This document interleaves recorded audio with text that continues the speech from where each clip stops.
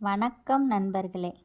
பாண்டவர்கள் வனவாசத்தில் இருக்கும்போது அர்ஜுனன் தவம் இருந்து தேவ அஸ்திரங்களை பெற வேண்டும் என்பதற்காக ஒரு தனி பயணத்தை மேற்கொண்டார்.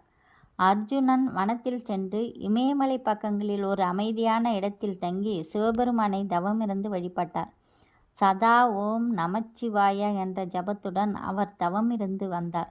அவருடைய மனமும் உடலும் முழுவதுமாக அந்த தபஸ்தில் ஈடுபட்டிருந்தது. அந்த நேரத்தில் அவரது முன்னே ஒரு அழகான காட்சி தோன்றியது. ஒளி ஒளிரும் தேவி ஒருத்தி, பசுமை நிற உடை, பதற்றமுட்டும் கண்கள், ஆயுதங்களை ஏந்திய 10 கைகளுடன். இவள்தான் துர்க்கை தேவி.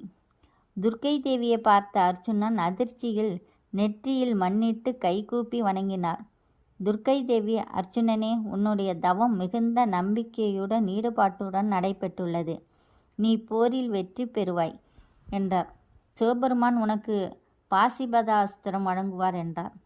அர்ஜுனன் மிகவும் மகிழ்ச்சியுடன் துர்க்கை தேவிக்கு நன்றி தெரிவித்தார்.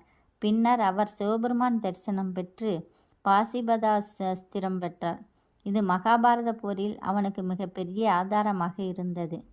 தெய்வங்களை மனதில் கொண்டு ஏற்றமுடன் வழிபட்டால் நம்முடைய முயற்சிகளுக்கு அருள் உண்டு.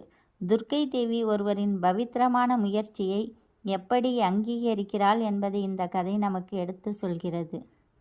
உங்களுக்கு துர்க்கையை பிடிக்குமென்றால் இந்த சேனலுக்கு லைக் பண்ணுங்கள், ஷேர் பண்ணுங்கள், சப்ஸ்கிரைப் செய்யுங்கள். ஓம் சக்தி.